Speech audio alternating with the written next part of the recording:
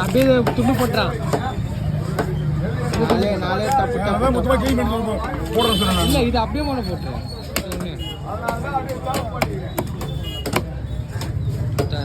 அண்ணா bucket open பண்ணி விடுண்ணா.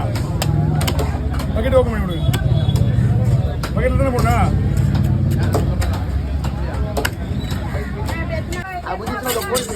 மீனா உங்களுக்கு கொடுத்த மாதிரி ஊசி என்னவா